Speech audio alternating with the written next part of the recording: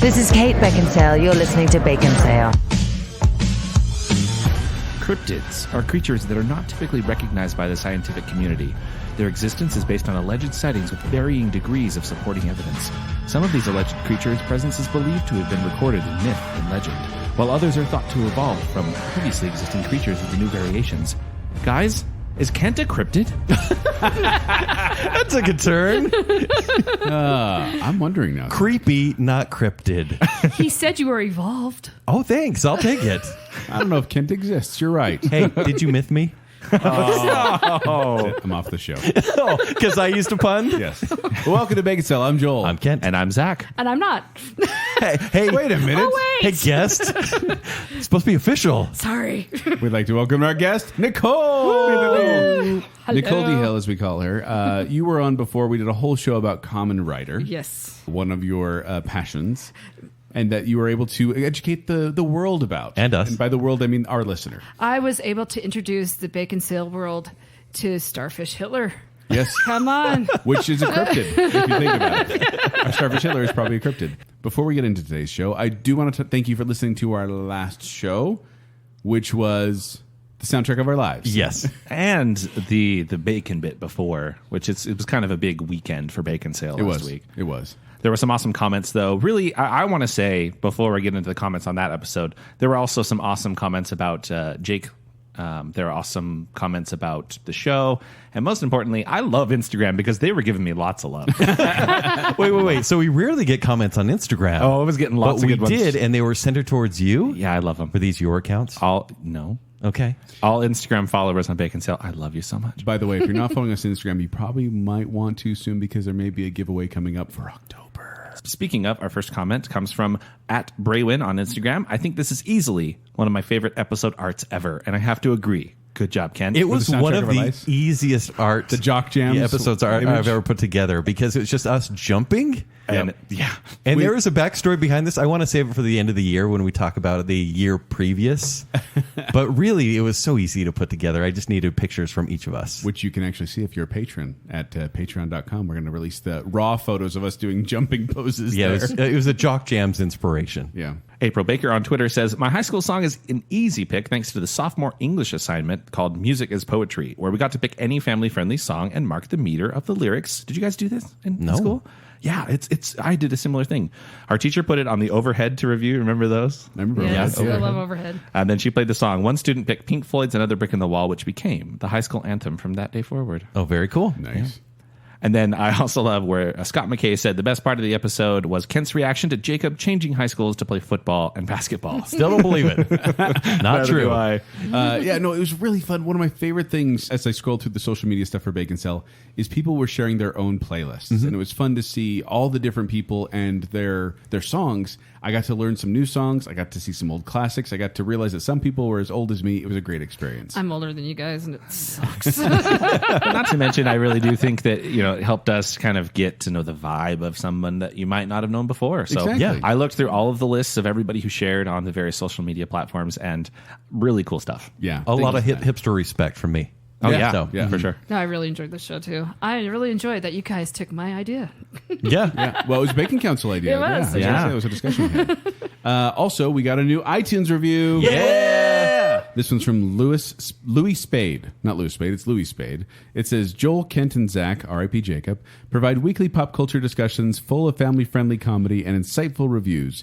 Be prepared to quickly move through the large backlog of past episodes only to catch up to the present and impatiently wait for each week's upload. Also, don't freak out when Mama Joel and Papa Kent argue. You're the mama? I'm the mama. I'm the papa. That's the mama.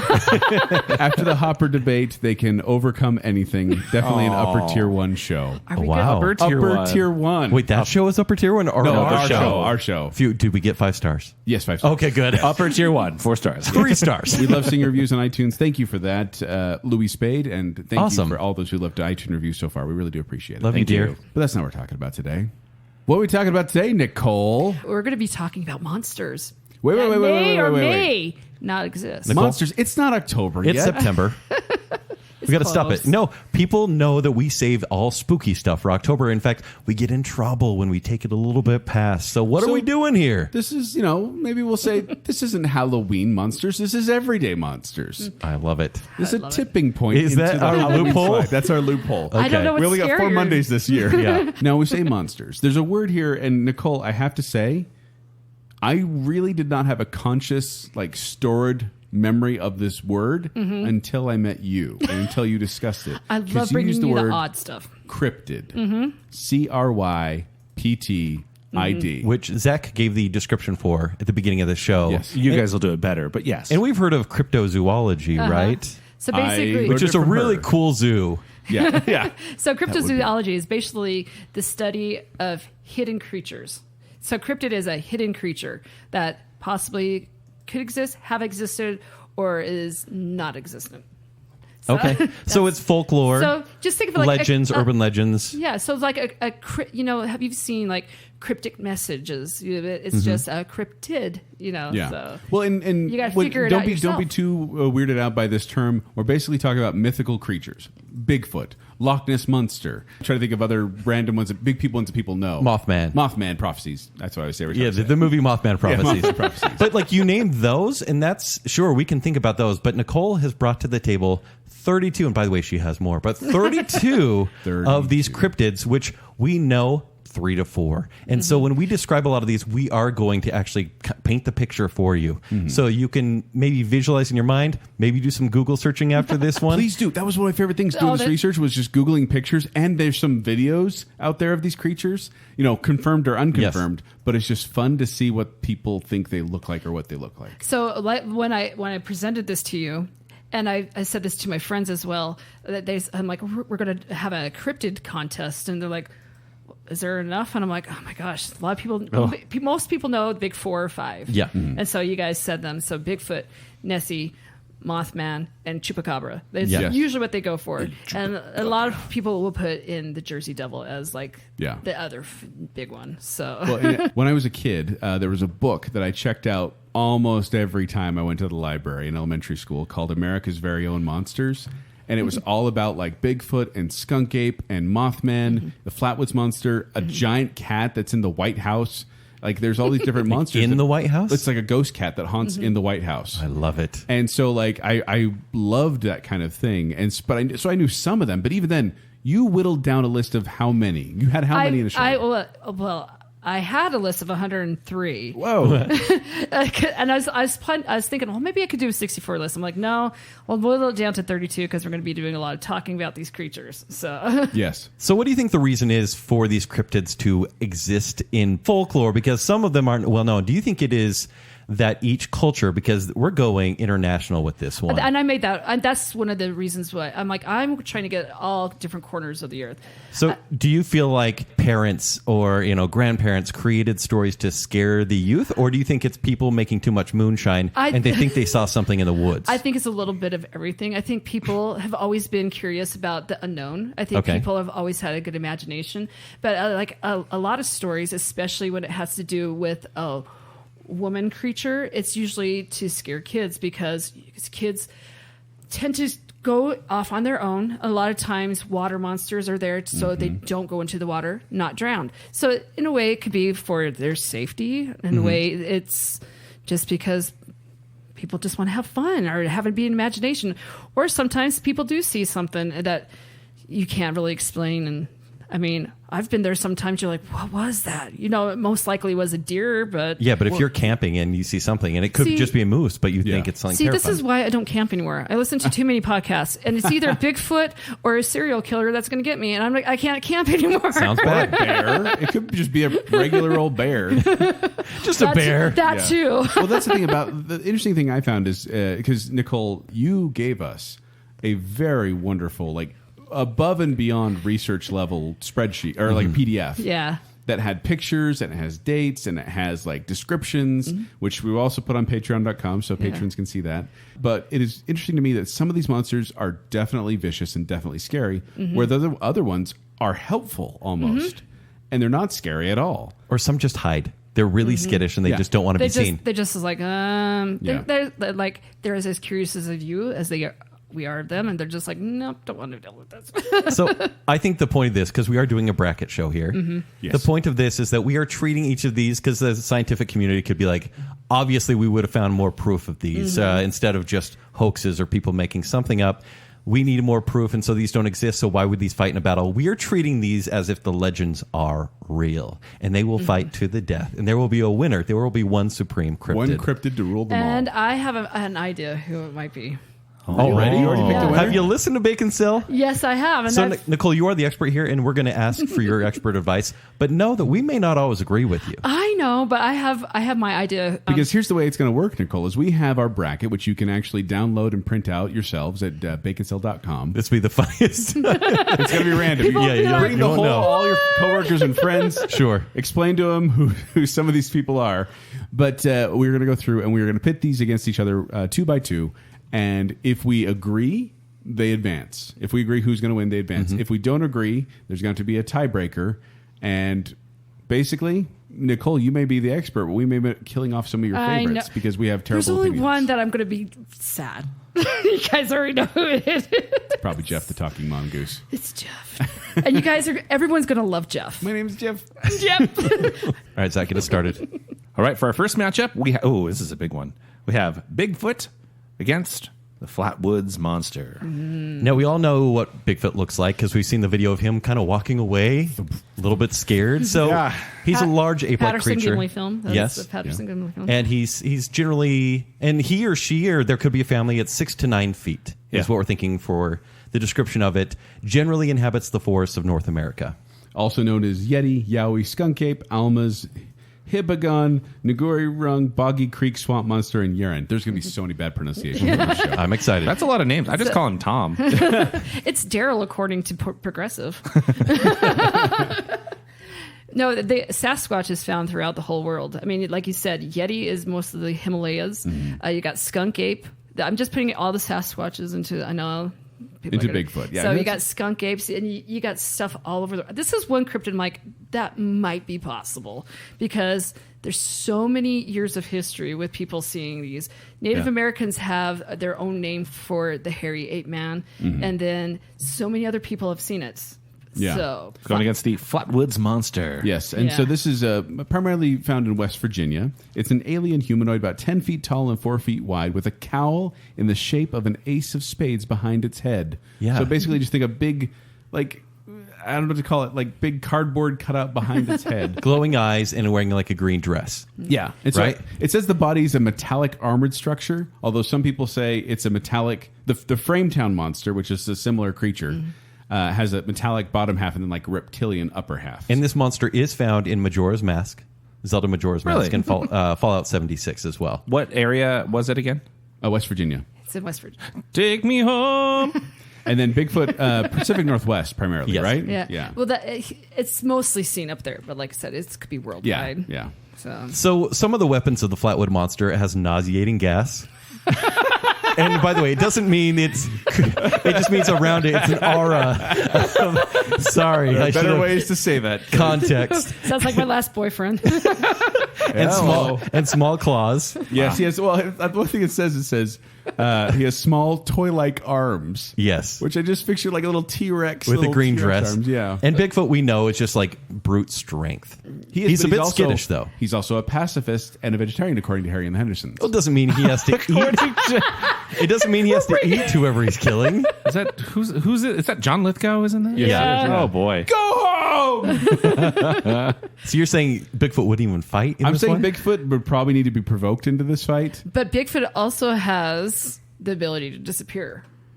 I mean, he's avoided 4K cameras for a long time. So have all of these. Okay, Kent, who are you going for? So I've seen enough movies about Sasquatches to know that it's not just him being afraid, to know that they're actually really territorial. They will run and hide, but they will wait until you're isolated. In fact, they steal women to make their own sort of like compounds. It's a weird, What? It's Yeah. a creepy thing to make their wives. What Bigfoot movies are you watching? Willow Creek is one of them, for example. Just a lot of weird stuff, but they are actually really scary, and the noises they make chill you to the bone. Yeah, actually could go online and hear the Bigfoot whoops. They go whoop whoop whoop. like that. Okay, that did not show me to the bone, Nicole. No, but You're ruining my point. They're a lot. Arsenio Hall fans. But they also like to throw rocks. That doesn't seem intimidating. Hey, the Bigfoot's a little girl. What? Okay, a rock to them could be a boulder to your head. That's true. And I'm sure for the Flatwood Monster with its tiny toy-like arms trying to throw a rock. Boulders are just really large grains of sand. That's all they are. But Okay, Joel's Twitter. I think this one is easy. I think it's Is Bigfoot. He would have to be provoked, yes, but he would win. Based on everything I've heard, Bigfoot is a large Ewok. Yeah. Chewy. So Chewbacca's So, a Wookiee. Bigfoot. Oh, hey. How about that? Welcome to Star Wars. The thing is, I think Bigfoot is a pacifist, but I also think the Flatwoods Monster doesn't have much going for it. Otherwise, it's sulfuric odor. Yeah. And That's so a better way to That's say a that. big advantage. It is, but at the same time, But you got to remember, Bigfoot stinks pretty bad too. Yeah. he does. So here's the thing. I think the Flatwoods Monster releases its gas.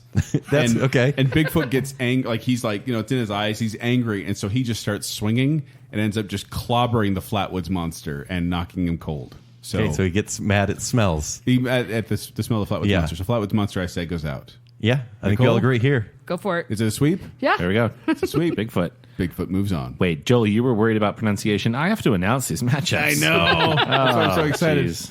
It's okay. I have Nicole here to correct me. Next up, we have Ninjin From Antarctica. versus Jabba Fofi.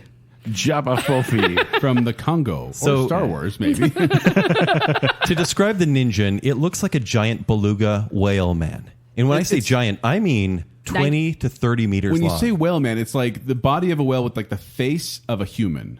Sometimes. But it also has webbed hands and like arms. So it's like a mermaid, but like in a whale? No, mermaid. it's like a giant. It's a whale maid? Wait a minute. Well, it doesn't have the fins, though. It really just has limbs, but a giant, like a thick, rounder body, depending on what deviant art you look at.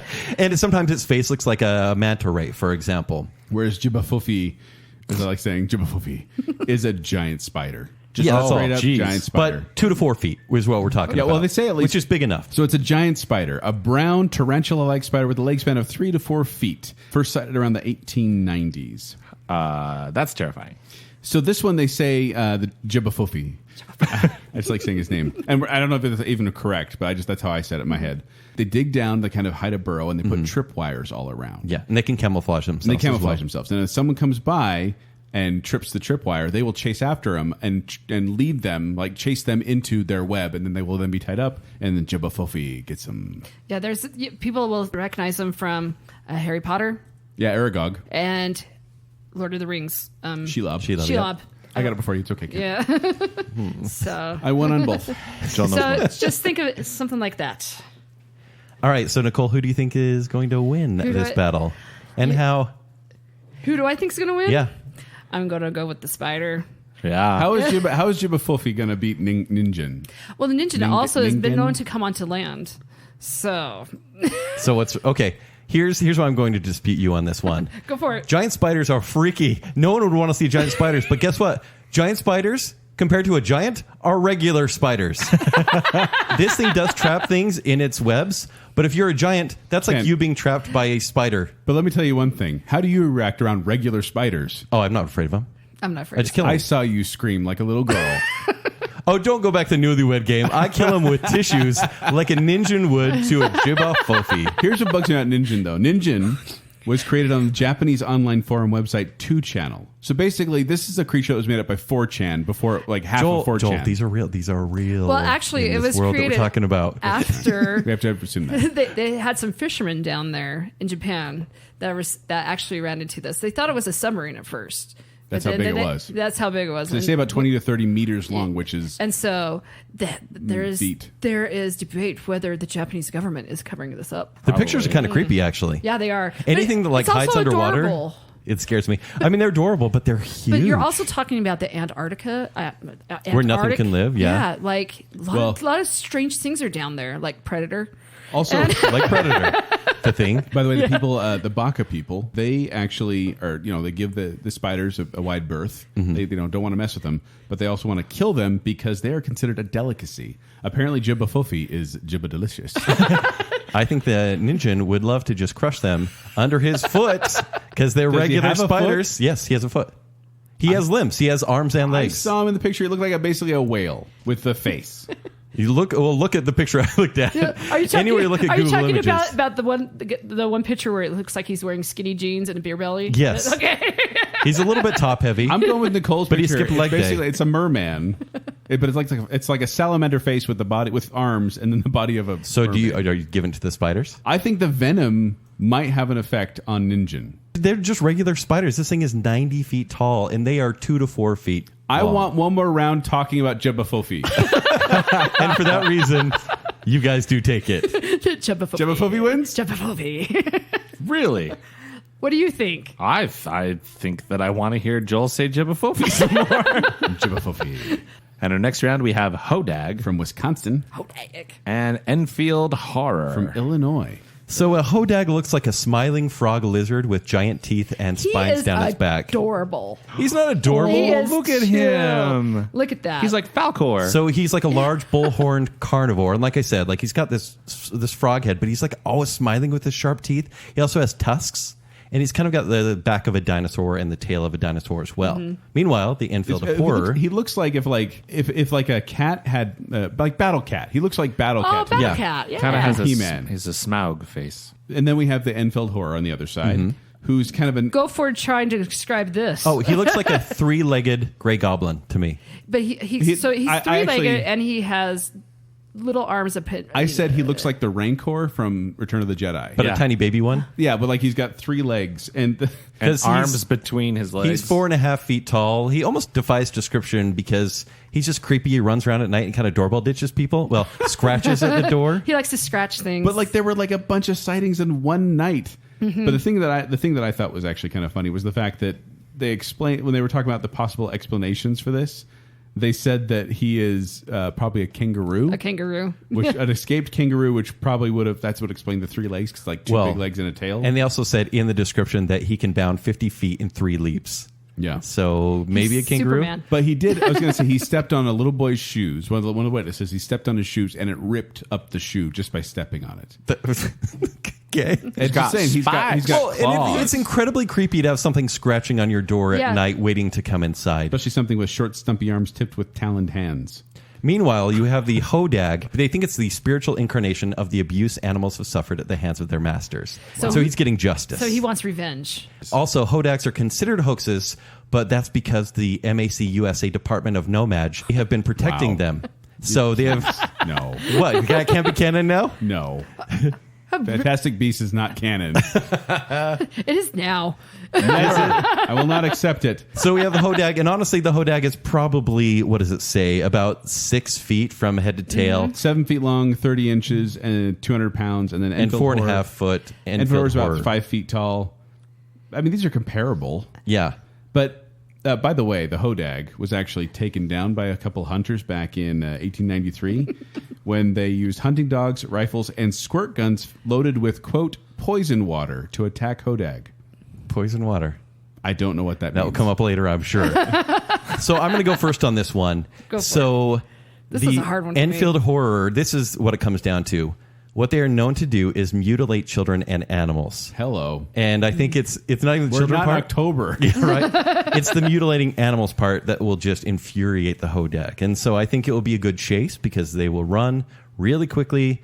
In fact, the Enfield Horror might be quicker based on its leaping ability. But I think just for the justice that the hodag will need, it will not quit until the Enfield Horror is over. Ah, that's a good argument. That's a hard one. And none of these are easy because No. who knows? But here's the thing, Ken. You have been around kangaroos. Yeah. How powerful is their kick? Oh my gosh, they've They're been known powerful. to kill people. If When they I get was up on down in that back Australia, hill. they've actually been known to kill. You're talking Well, about okay. the reds. They were- The big yeah. reds, which are about 7 feet tall. Yeah. This is a 4.5 This is foot little Enfield creature. Horror. He's So basically he's a wallaby. He's a hairless. Excuse me, what is he? He's a wallaby? You guys say hairless. wallaby. He's a hairless kangaroo, a big red hairless kangaroo. Mm-hmm. Gets on his hind legs, or the back third leg, and then kicks the hodag In the with spines? third legs. In the sharp tail? He's got his like he's coming at him. Like in the scaly tusk? skin? He's got a soft underbelly. He does now? In the picture, he does. Which picture? The one on Nicole's spreadsheet. Because he likes belly rubs. Is that canon? Don't we all? Yeah, Fantastic Beasts. So you're saying if he's up on his hind legs and he gets to a soft underbelly somehow? I'm saying he kicks the crap out of You don't think Hodag. the tail could swing over with its spikes on it and puncture the Enfield horror? And after the first kick, he's flying across the room. When he's up on his soft underbelly? Yeah. I don't see that happening in any world because he's on all fours. Nicole. This is a tough one, man, because it's true because he's got I love that we're fighting over this stuff. the Enfield horror does have the leaping ability, so he could get away really quick. But I think Kent actually got me on this one. I can't believe I'm siding with Kent. What? Just kidding. You can't play your hand like that? But when you're saying that Hodag has the urgency to go after, Yeah, anything that hurts animals. hurts animals, I'm kind of liking the Hodag. I'm rooting for the Hodag. Hodag. Hodag. You just voted for a creature that smells like a combination of buzzard meat and skunk perfume. You know what? I'm pretty sure my dog smelled like that before I gave him a bath today. And I still love him. All right. So there you go. Hodag. That was a good one. That was a good matchup. This is going to be the weirdest show we've ever And we done. encourage you. Each time we bring up a creature, I encourage you just to do a quick Google search. All right. Next up, we have Lusca From the Caribbean. versus Greys or Zeta Reculans. From outer space. Zeta Reticulans. Yes. They say they basically operate from military bases around the world. The Greys. Yeah, the Greys, Well, like okay. the US, UK, Canada, Australia. Little gray men, which is funny because when alien sightings were first occurring, they were gray. And it was actually because of a misprint in a paper that they wrote it as green men, and little green men became the running thing ever people call it. And And they meant to do gray? they meant to do gray. It was supposed to be gray, and it was a misprint. And so I just think it's hilarious. Like there's an episode of X-Files, very early episode of X-Files when he says something about little green men, and the mole's like, it's gray. Actually, their skin is gray, just to get back at them. Meanwhile, we have the Lusca, which is basically from the Sci-Fi Channel. Octoshark. It's Sharktopus. And it I could like be Octoshark. it could be a giant squid, giant octopus, but the popular depiction is the Sharktopus. So picture, shark head with like octopus fins. Or octopus fins, good heavens, octopus Tentacles. But the thing about the thing about Lusca is that all these attacks seem to be tentacle attacks, like with suction marks on these people's legs, and they grab them with the things. And I'm like, you have a shark head.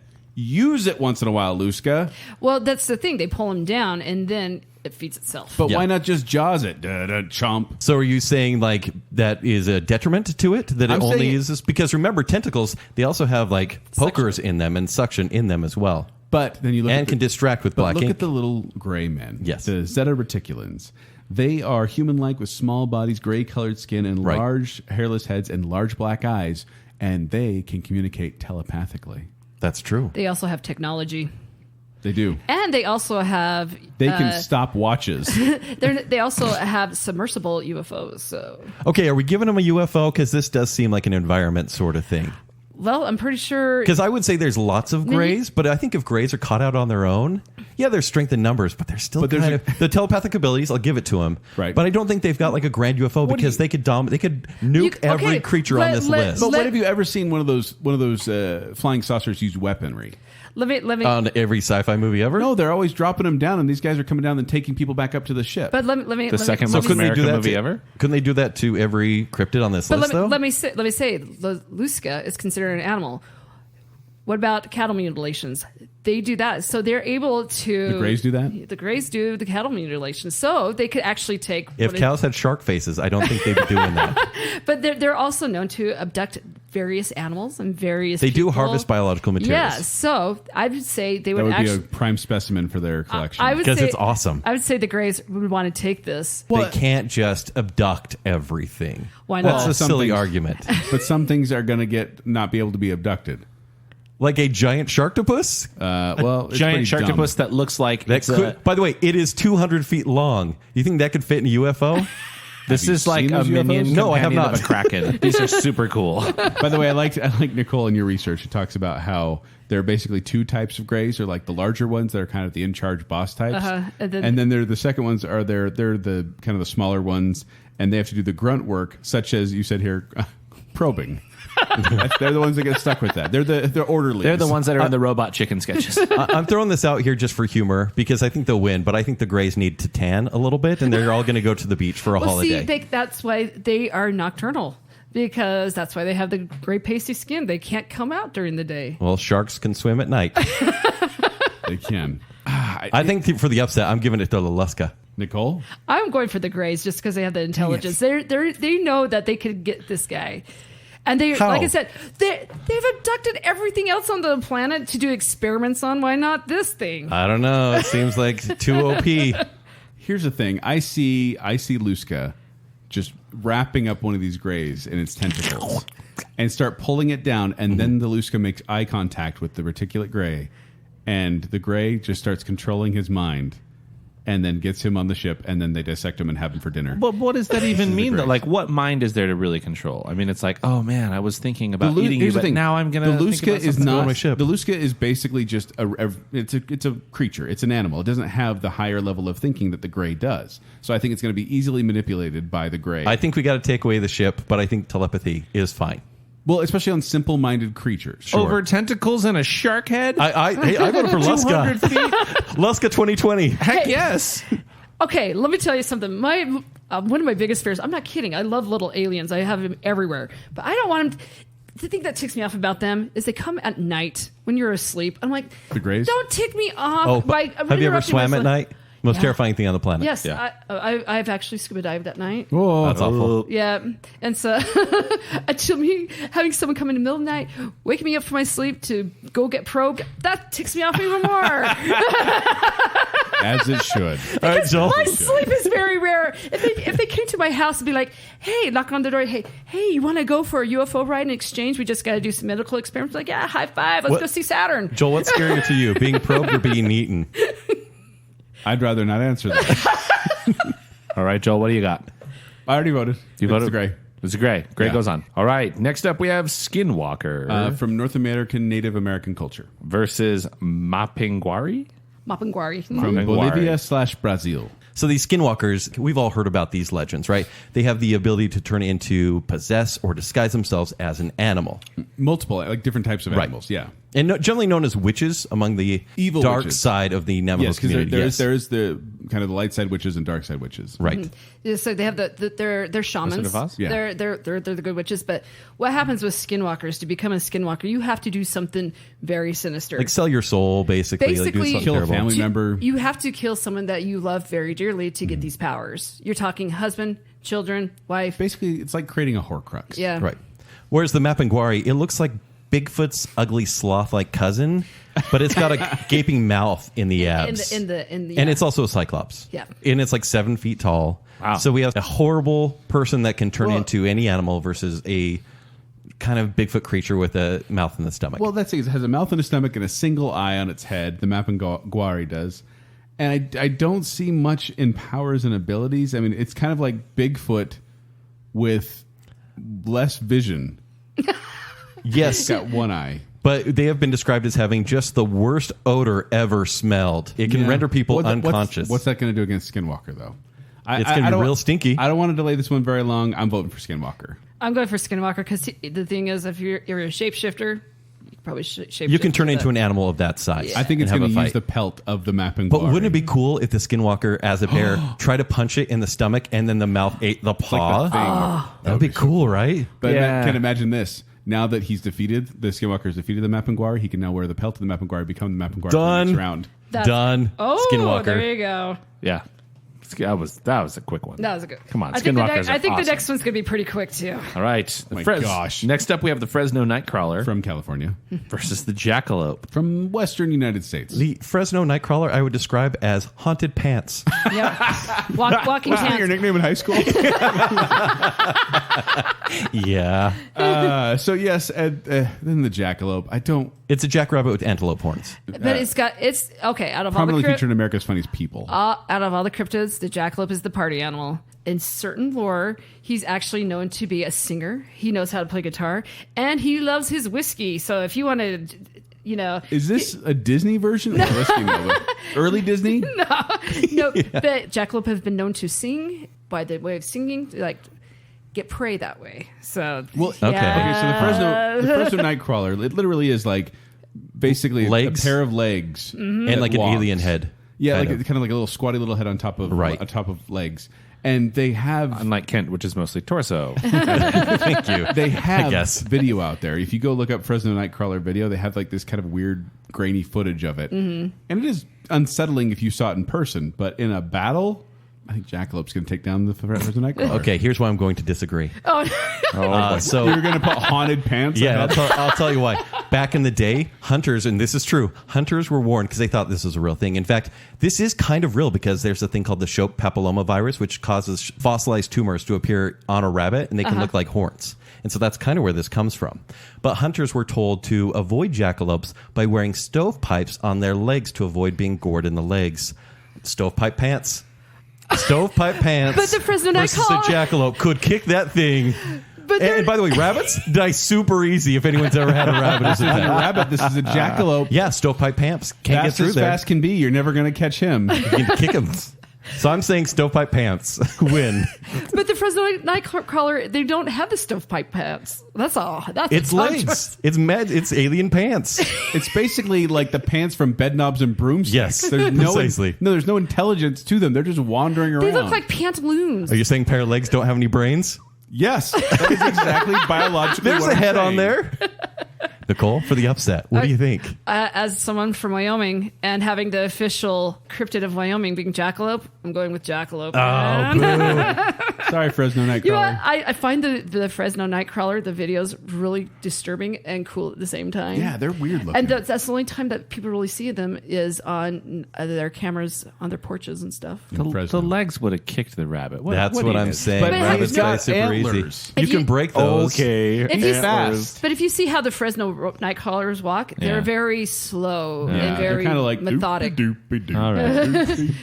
They're night strollers. The spiky bunny moves on. Next up, we have Gef the Talking Mongoose. Jeff! From the Isle of Man. Versus Go for it. Manananggal. Manananggal. I swing. What was that? This is my favorite. So we have a talking mongoose named Gef. G-E-F. Hi, my name is Jeff. Jeff. Give him the proper title. Jeff the Before Talking Andre the Mongoose. Giant, there was the eighth wonder of the world, and that was Gef the Talking Mongoose. I feel like you're passionate about this. Please tell us more about I this. love Jeff. Okay. He's like my favorite cryptid ever. Okay. Why? I tell people, picture Ricky Gervais as a weasel. You know?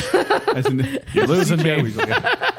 More of a weasel. Yeah, he's like basically an animal weasel, not just a jerk. He's a mongoose that knows how to talk, and he knows how to. Well, so this family had this mongoose, and at first he was just scratching through the walls and kind of being a nuisance. But then they took him in, and he started helping him out with the farm by catching things and stuff. As long as the family did what he wanted. In fact, I read that he guarded the house against approaching guests or unfamiliar dogs. He actually knew when guests were going to come before they actually arrived. So he kind of has the telepathy there. Yes. Also, one of the things he said, I love his quotes, by the way. He's got so many good quotes. He says, and they said, "What are you?" He says, "I'm the ghost in the form of a mongoose. I'm a freak. I have hands and I have feet. And if you saw me, you'd faint. You'd be petrified, mummified, turned into stone, or a pillar of salt." He also, I love Jeff. He's such a big talker. Other Jeff quotes include, "I'll split the atom. I am the fifth dimension. I am the eighth wonder of the world." I love this guy. I love this guy. Okay, but you're taking away from the Oswing. Yeah. We're going to call it the Oswing. Manananggal from the Which Philippines. is basically, Manananggal. to describe it, it's like a flying gargoyle type vampire, but I'm going to call it a vampire torso. Yeah, it's we it's talked a about this vampire. actually on our vampire show back in Baconsale, but So generally female, can separate upper torso and sprout huge bat-like wings. yeah, so picture basically you got the Fresno nightworm that separates from the top. Where's my body? Yeah, that's what it is. Oh my gosh, that'd be such a good team up. They would be. Oh my gosh. Could it kill the jackalope? I don't know, you guys. I'm from Wisconsin. Wyoming. But then, so basically, the top half of this woman, ghoul, Yes. sprouts wings and flies around, and then it has a proboscis-like tongue Yeah. that sucks blood. Right. Popular in vampire lore. It preys on sleeping pregnant women. It haunts couples in love. It also goes for grooms because apparently the Oswing was left at the altar. Right. And so it stalks a lot of people, much like vampire lore. Here's the thing about Jeff, is that Jeff the Talking Mongoose. I love he has a first name. He is, I was going to say, he is like he's intelligent. They feed him chocolate, biscuits, and bananas, and then he ends up like protecting them and hunting things in the walls and taking good care of them. As I said this before, vampires are the most fragile creature on the planet because the Aswang can be killed. Are we going with Manananggal or Aswang? The first, because it's funnier to say. But they, Manananggal is the like vampires. What'd you say? Manananggal is the official type of Aswang. Aswang is like the larger group, Oh, okay. and Manananggal is like a subcategory. I'm glad now we know. Yeah, there you go. Yeah. So, but they're warded off by garlic and salt and holy water and daggers and light and vinegar and spices and the tail of a stingray. So all Jeff needs to do is like roll in vinegar and garlic. Yeah, I'm assuming if he knows where to get the biscuits and chocolate, he can get the garlic and take out the vampire. Gef the Talking Mongoose is moving Clean on. sweep. Chef is amazing. Wow. You have a crush on him. I do. He's my favorite cryptid. I love him. When I first heard about him, I'm like, where's this guy been all my life? Talking Mongoose goes on. Next up, we have Black Shuck From the British Isles. versus El Chupacabra. From Mexico and Puerto Rico. So Black Shuck is a ghostly black dog. Very, very simple. Huge black dog. It's seen as an omen of death, and I think we may have talked about this on our werewolf show, among a few others on this list. Very possibly. It has fiery eyes, immense size, whereas the Chupacabra, which we've heard about a ton, it's one of the big four. Yeah. But the weirdest thing to me was that the Chupacabra is relatively new, like 1995. Really? Was Isn't that that the first crazy? one? Don't you Yeah. feel like that's been around for so long? But Well, it's because we used to tell scary stories about the Chupacabra back then, so I wonder how it started. And Chupacabra literally means the goat sucker. He will drain animals. He has three teeth that he will stab into animals and drain them of all their blood. So he's kind of got vampiric qualities as well, but as far as I know, he's not as fragile as a vampire. And apparently hops similar to a kangaroo. yeah, a little bit, yeah. So Like he can't run, he can just hop. So the I like to compare the Black Shuck to is Gamork from Neverending Story. That's how I thought as well. Yeah, I just think the so- Grimm from like Sirius Black. Yeah, that as well. Well, actually, he is actually a Black Shuck. That's why a lot of people, they think he's a wolf, but he's actually Black Shuck. Oh. Yeah, so let's get technical here, people. Yeah. Come at me, Potter fans. So I'm going to just throw this out there. I think Chupacabra is creepy, although it's kind of varied descriptions of what he actually looks like. Some say lizard-like, some say dog-like. But I think he'll use the tongue. I think Chupacabra will use the tongue to try to suck blood from the shuck. And this, I can't believe I'm saying this stuff. The weirdest sentence you've And ever I put think this together. shuck, honestly, may get like the tongue may wrap or get into him or whatever, but claws would cut that tongue right in half. And I think see, then no. the goat sucker has nothing else. No, see, here's the thing. Because it I doesn't have think like giant teeth or anything. the black a dog shuck. does. The black shuck is basically a large goat that is just waiting to be attacked. Aren't we all? It's a dog. It's a dog, but at the same time, Chupacabra can take down cows. Yeah, cows don't fight back, by the way. I don't know. You guys have talked about cows a few times. Ornery cows. I just think that We got Chupacabra. cows. I think Chupacabra is more sneaky. I think he's more agile. I think he's more vicious. I think Black Shuck and Black Shuck sometimes is portrayed as having one eye, like a cyclops eye. And I think one eye, he'll lash out that tongue, hit that eye. He has an eye and then single Black to Shuck death. No He's an longer omen will be of able to function. death. He is supposed to be an omen of death. Yeah, his own death. And he kills sinners and those meant to die in the Chupacabra. I think- by the way, not very sneaky. This is probably the most seen cryptid out there. Yeah. What, The Chupacabra? Chupacabra. It's like- there are more stories about Chupacabra because it's popular Also- than any other cryptid. Actually, also seen- you're wrong. That would be Nessie. Oh. Truth spawn. Well, hoaxes. I just think things are looking pretty grim for Black Shuck. Joel, Don't give it to him on the pun. I'm not. Come on, Nicole. I don't know. This is another tough one. You got two like canines going up against each other. Canine/lizard creature for Chupacabra. I know. I'm going with Chupacabra right now. Yes. You going with the popular vote? Boo. No, just because the sneakiness of him, and like you said, the way that he would be able to like stalk Black Shuck. Yeah. So Stalk an incredibly fast dog. Yeah. Okay. He uses his tongue. His only weapon, his tongue. He has. He's got your only claws. weapon. He has short teeth. Next up, we have the world famous Loch Ness Monster from Scotland. versus the slightly less famous Bear Lake Monster. I had From to put Utah/Idaho. So I had to put a local in. the Loch Ness Monster is like a modern day plesiosaur. Plesiosaur? Please, you. Yeah, and it's like, Big it's words a from dinosaur. small man. And oh my gosh, easy. And the Bear Lake Monster resembles a snake, about 90 feet long. Yeah, Now- more like a crocodile. Yeah. Like an Yeah, it's elongated like crocodile. long body, giant mouth. One of the things I love about modern technology is that if I want to look up something and see an image of it, I can. So I was like, I wonder, I've never seen Loch Ness, which is just Lake Ness. Right. And so I was like, I want to look this up. Loch. And so, Loch Ness. but Loch in Scottish is Scottish for lake. I looked up the lake. It's this long, skinny lake. Like, it's kind of crazy how it's shaped. And Bear Lake is huge. It is huge. And so just looking at these different lakes, I mean, lake-wise, I think Bear Lake wins. Well, that said, it's like shallow for the most part. Trust me, Bear Lake's a lot bigger than Loch much Ness. like Kent. Are you Jake? So Bear Lake Monster can swim, by one account, says faster than a locomotive.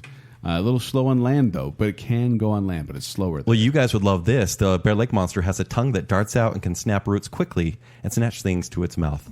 Yoshi. You guys, yeah, it is kind of a Yoshi. Oh, that's awesome. Whereas the Loch Ness Monster more of a classic dinosaur look. Well, the Loch Ness Monster, though, does fear religion. Or anything. It's not going to do well at Bear Lake. Well played. But no, because like apparently back in the day, in one of the first sightings of the St. Columbia, saw this man about to be attacked by a large beast in Loch Ness. He then revoked him and basically cast him out, and the monster went down, quote, to never harm another man. Retreated because of a priest yelling at him. Wow. He went to Catholic school, so he knows what to Well, do. if you're Don't gonna, get the ruler. Yeah. If you're going to get all religion, right, like, okay, so the Bear Lake Monster started off with a Mormon settler. So we got That's There we true. go. witnessing. So we've got different religion there. Nicole, I feel like because one is more popular, one is the traditional monster, you're going to go for Nessie. No. What? What? No. This is a Which surprise. means Kent's not, which means the Bear Lake Monster's going on? No. Yeah, the Bear Lake Monster's winning this one. No, it's Loch Ness. Nah, Nessie is so just because skittish. your mom has a personal experience with the Bear Lake Monster. Sure, Oh, she does? We have a place up there, you know. She It's told our me. pet. She told me a story about her seeing something in the water. Yeah, she's full of I it. see. Love you, Mom. See, I love Nessie. I really do. I think she is. I really do. I really do. No, but because I don't picture Nessie as the plesiosaur anymore, because I've read other stuff and there's Sure. How do you visualize it? Well, I used to when I was younger. I've read Steve Alton's The Loch, The Loch, and it's more like he's done research like it's a big eel. Oh, okay. So like What's the Bear Lake Monster to that? It's a snake with a crocodile So mouth. what they've actually come to realize, okay, this is true science right here. So Loch Ness actually has tunnels that go out into the wide ocean. Loch Ness, the lake, not the monster. Yeah, the lake. So sometimes these eels probably could come under water caves into the fresh water. Right. And eels have been known to be able to Yeah, they have eels fresh in that water lake. and What the heck? yeah, but so if it's Bear Lake Monster versus the eel like, which I always picture now, that crocodile could actually snap that eel in two. Yeah, I think so too. Plus, I'm scared just every took out every the time Loch I fall off Ness the Monster. jet ski in Bear Lake. I get real scared of what's No, beneath it's me. because okay, I've done scuba diving in Bear Lake too. Yeah. You go like 20 feet down, Black. and it is black. Yeah. And Loch Ness, it's black like 2 feet down. It's Is it? It's Okay. muddy and gross. Bear Lake's a lot prettier. Joel, what would you have gone for then? Loch Ness Monster. Because he just Kent. wants to say that a lot. Kent. Bear Lake Monster. If you had the chance to change your answer, would you? Not a chance. Oh, dang it. Are you kidding me? Wow. First round, the Kelpie's going No, down. don't give me. You know what? Honestly, it's probably for the best, so we stop talking this way. Please. You know what? I have a lot of Scottish friends. They don't care as long as you don't give me stuff with Irish. There we go. Next up, we have Knuckle AV From Scotland again. The knuckle You're so lady- excited. versus Bunyip. From Australia. So the Knuckle is a sea creature that turns into a horse centaur on land. It's large. The head alone is like 3 You feet say wide. centaur, but all Yes. the images I see is like it is a full bull, basically, with like a man sewn onto the back of the bull. So Right. this is what the Thing. You know, like in the Thing where it's like The movie trying to The Thing. trying to transform and they catch it like in mid transformation. Yeah. That's kind of like why I see this. because the Knuckle Knuckle has no skin. Yeah. Yeah. It is just kind of this pulsating muscular mass of human and animal that attacks people. I love this guy. Whereas the bunyip, I was kind of fascinated by this because, well, the Aussie roots can be found in Aussie waters. It's basically a skinny rat monster that can be any weird creature. Some people say it looks like a starfish. Some people say it looks like a snake with a beard. Some say it looks like a dog. Some say it's a crocodile. Some say dark furred horse, walrus tusks. Well, and here's an interesting fact. I forgot to put this in the notes. But people used to call the platypus a bunyip because they didn't have an official term for platypus yet. So, but basically, the bunyip in Australia is pretty much better option for a name. Yeah. Well, basically bunyip is a lot of creatures that people have seen, but they can't explain, so they consider it a bunyip. there's a very popular song on YouTube that describes the bunyip in a very terrifying way. It says, "It's very bad. It's very bold. Wow. Now 1,000 years old. This thing is almost eternal. It's a scary creature." And by the way, the video is very weird. Are you talking about from Dot and the Kangaroo? Oh, yeah. That thing has still terrorized it. That was from the 1970s. It terrorized me when I was a child. And anyone from my late 70s, early 80s knows this song. It is still freaky. Yeah. So you said that the Nuckalevy is in Scotland? Yes. So it has to contend with Nessie, who by all accounts is pretty nice. And the bunyip is in Australia, so it has to go up against everything terrifying on this earth. And it's lived 1,000 years? Yeah. Okay, cool. I think Are you putting opinion into this, Zach? Nope, just Hasn't given his moderating. opinion yet. Just moderating. I cannot figure out what the bunyip is, but I'll tell you what, the Nuckalevy looks terrifying. 6 feet tall at the horse head, 9 feet tall at the humanoid head, weighing nearly 2,000 pounds, no skin, just this big, bloody, gross, horrifying thing. And it's like riding on this beast's back that has this huge mouth with sharp teeth. Right. It And does the look quite bunyip terrifying. looked like kind of a drunk rabbit. And Like it had a really seaweed. elongated body. But he also has powerful jaws. So I've got to So- go with the Nuckalevy. Here's why I'm going to say the Nuckalevy has a detriment here, because the Nuckalevy cannot cross fresh water. Any human can escape it by crossing a stream. Literally, that is in the lore. But don't cross the streams, Ken. Exactly. The bunyip is a water creature and can cross salt, freshwater, anything. So yeah, it's a scary looking creature, Yeah. but the bunyip can change into anything it But the wants to bunyip look more creepy. prefers to kill by hugging its victims to death. Like the Pale Lady from Scary Stories to Tell in the Dark. I haven't seen it yet. Oh, sorry. Spoiler alert. So I'm going to go with the bunyip. Oh, this one's a hard one. I love the pictures of the Nuckalevy. I tell you, that's one of my favorite pictures to see. And Creepy. Yeah, I wish that like Hollywood would do something with the Nuckalevy. But I'm going with the bunyip just because of what Zach figured said. you would. No, it's just because what Zach said. He has lived 1,000 years in over Australia? In Australia, Look at the picture of the Nuckalevy. Yeah, it looks terrifying. It looks like if the Grim Reaper had taken off his cloak or whatever and is riding something. It's if he came terrifying. to your yard and you were like, oh no, you just got a shovel and made a ditch where water could go through, you could survive the Nuckalevy. That's but it. also I got to go with Kent because of the whole freshwater. He can't even attack when it's raining, and that's when the bunyip is Because at. he has no skin. It's very painful. Bunyip looks like a rodent of unusual size. Yeah, that's I true. don't think they exist. But he also has very powerful jaws. So the second bunny in this bracket goes through. Somehow. The bunny. Bunyip. All right, next up we have Kappa From Japan? versus Groot Slang. This is Chris's am favorite. Groot She Slang. told me I had to put this in. This is my favorite. The kappa is a monkey frog. It's the size of a child, and they're awkward on land and better in water. Yep. And I'll go into some description in just a little bit. Whereas the Groot Slang, Joel, will you tell us about that? The Groot Slang is, it's like a, how can you describe the Groot Slang? It's like a reptilian kind of a, I think of it's an elephant from the upside down. yeah, it's like this giant, is this a giant elephant? Yeah. Yeah. Giant elephant, yeah. So basically, the legend was the gods created this perfect killing machine Yes. of an elephant and a snake, Sweet. and they realized what happened that what they created, it was a bad thing because this thing was going to take over the gods. So they were trying to kill all the Groot Slings, but a few of them escaped. And This is kind of like Balrog from Lord of the Rings. This is like one of the old evil gods, basically. yeah. They're very greedy, though. They love jewels. They love gems. like a do. dragon. In fact, they won't kill you if you have riches to give them and you can trade it. So they're very intelligent creatures. They The are. kappa, not super intelligent. They love cucumbers and sumo wrestling. Yes. Okay. I they're do also- as well. but- No, when you say cucumbers, like if you throw, like people will throw cucumbers into the water Before they go swimming. to distract the kappa. So they're like, oh, cucumber, cool. They do Yeah. have 3 bums and can pass 3 times as much gas as humans. The kappa can. But also the kappa has like So they're lean and ready a cavity. to The fight. They kappa have a head has cavity. a bowl in their head. Like picture like an indent in their head that they carry water in, so when they go on land, they can function. If that water spills out, they're frozen. And they can actually get tricked into getting frozen. Like if you meet a kappa, if you bow to them, it will bow and the water will spill out. They on love the head. politeness. It's frozen. They will There. repay politeness with politeness. So one thing they do, and sorry, Joel, I'm just going to come right out and say it. One things they do is they assault people and things in water, and they try to steal a mythical organ from the anus that contains the soul. Friendly. Kent. So there's a organ It's a medical term, but where they can they want that organ and they will get it. Well, no, and it contains your soul. they pull it out of the intestines. Like Out of your anus.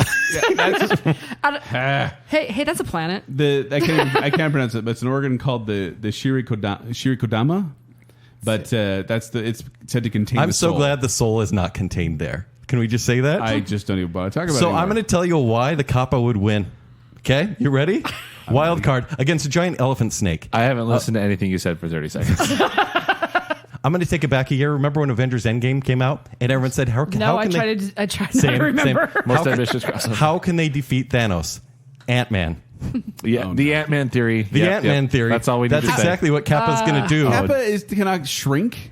He's the size of a child, and this elephant is 50 feet long. That's still going to take some effort. And not an elephant.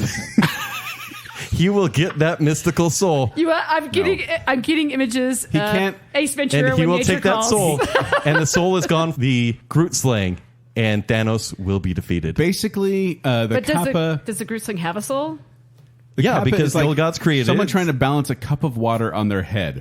One bump from this giant elephant creature will knock the water right out of his head, and he's frozen and devoured. Only on land, not in water. The Groot sling eats elephants. They devour elephants. He can certainly devour a childlike reptilian creature with a bowl on his head. You know what he do? He swallow him whole, and the kappa's in there, and he's balancing his head, and he gets to the end, and he grabs the organ, and he slides right out. Sorry, I'm sorry. Kappa, guys, Kappa for the win, please. Groot sling. Please. I am Nicole. Groot sling. Nicole, this is amazing. This is a chance to make Baconsale I history. can see why Jacob left. I was about to say, Jake, you left 1 week too early. Oh man, the Groot sling is one of those classic. Oh my gosh, It's you're cool looking. So cool looking. But the Kappa, The kappa, I don't know. I just think the whole bowl and the water on the head is weak, but he's also very strong. Yes. He's taken out sumo wrestler. Yeah. Yeah. Oh man. swallowed whole. But the problem is the origins of kappa. We didn't even get into this. No. So the origins of kappas are supposed to be the souls of children that have been tossed away because they're tossed away to be drowned because their families couldn't afford to keep them. Hello. Sad. Yeah, it's very sad. So, oh my gosh, this is hard. No, I'm going with the Groot sling. Oh. Just on size alone. You side with Thanos. Nicole, thank you. Thank you so much. For Groot sling? Thank you. We can move past that one. You guys are no fun. You don't want to talk about Nope. intestines coming out of anuses again? Oh, no. Not again. Okay, next up we have... Sorry, Chris. That was her favorite. This is a kappa. Next up we have Popobawa From Tanzania. versus Wendigo. From North America. So the Popobawa is basically a Cyclops gargoyle. That's kind of how I pictured it. Gargoyle body, Cyclops. It's another vampire. Oh, shapeshifter as well. Yeah. He's very sinister. He's basically the devil's second-hand man, you know? So Yeah, he's kind of weird looking. Yeah. It's like a bat-like creature with like a Cyclops bat creature. Yeah. I look at him and I see Nosferatu, Yeah, I can see that. but with one eye. And then you get the Wendigo. This is a cannibalistic spirit resembling a zombie, some people say. And he can either eat you or he can possess you so that you then, in turn, eat others. So you become a Wendigo yourself. Yeah. And, oh, man. I've seen different Like takes on it, representations right. of Wendigo. I always picture Supernatural. And one of the things that really got me on this one is the lipless thing. Right. Where it's like they just don't have lips and they just have these teeth just a chump, and it's horrifying to me. And just like sunken eyes in the sockets as well. Yeah. This is interesting. The Popobawa, very carnal in nature, stalks households. It's a little bit creepy that way. But then you have the Wendigo, which is the embodiment of gluttony, greed, and excess. It's never satisfied with killing anyone. It always needs to be consuming. I think that's so creepy. Often associated with winter as well. Yep. Like most of the stories you hear is just someone that's starving. There's a pestilence, but the Wendigo is stalking. I don't think they move really fast because you see it as a skeleton or a zombie. Whereas the Popobawa can fly, but it's very lustful. Like that is its focus. Yeah. So this is interesting. We have like the deadly sins together. That's what I was thinking as well. That's awesome. So the Popobawa, I'm just going to bring this up in very vague terms because I'd rather take this on to let you two take it on. The Read the last round. Yes. So the Be classy Popobawa, and family friendly. Thank you. Popobawa will assault people if they sleep in their beds. And so if there's a reported sighting of a Popobawa in an area, you'll see a lot of men in particular sleeping outside or sleeping in a hammock or just like not on their bed, on the couch or something. And the weirdest thing is, I don't know where, Nicole, this research is so bizarre, but if you are assaulted by a Popobawa, you then have to tell everyone that you were assaulted by a Popobawa. Otherwise, the Popobawa will come back and assault you even more. Until it's kind of like the ring. You have You got to pass it on so you don't get the curse. Also, it jeez. seems that the attacks Popobawa and seem to happen around election years. I don't know why. This is honestly That's such what a the weird research said. fact. I Yeah. know. It's just bizarre. So I'm going to go first on this one. I think the Wendigo, the fact that it can possess human victims, I think it would possess many people in many households and just be ready to attack and somehow consume. When the Popobawa thinks it has the power, these humans have the power of the Wendigo. And I think the Popobawa will be consumed by one or many. Nicole, I'm actually going to go with the Wendigo too.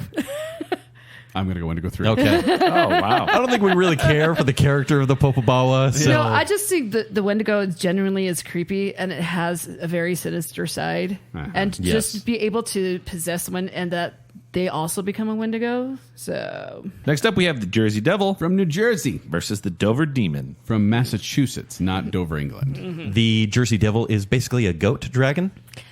Yeah. A flying hooved winged creature. In all fairness, now Mama Leeds, Yes, Mama Leeds. was saying this was her 13th kid, and she's like, "This is going to be the devil of me because."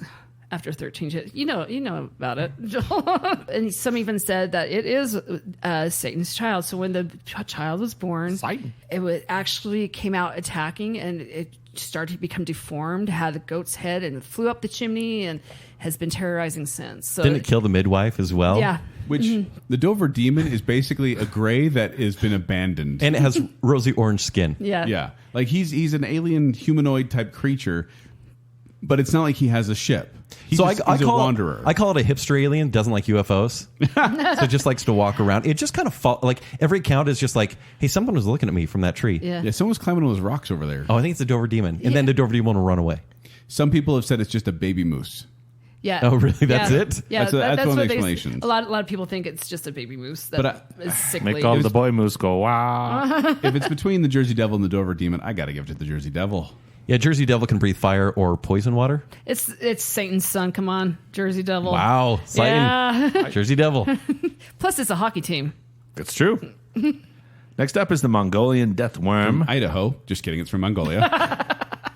versus Dobhar-chú King Otter. Yes. King Otter. King Otter. Dobhar-chú. He's from Ireland. So descriptions on these, the Mongolian death worm, it's a worm, kind of looks like a dune worm a little bit. Yeah, blood red color. nice. It's shaped like a sausage, about No, I 2 like feet it. long. Has no head or legs, obviously. Yeah. But it has poison that merely to touch it means instant death. Whereas Dobhar-chú He's resembles a dog or otter, and it's 10 to 15 feet long. He's basically Gef the Talking Mongoose without the personality.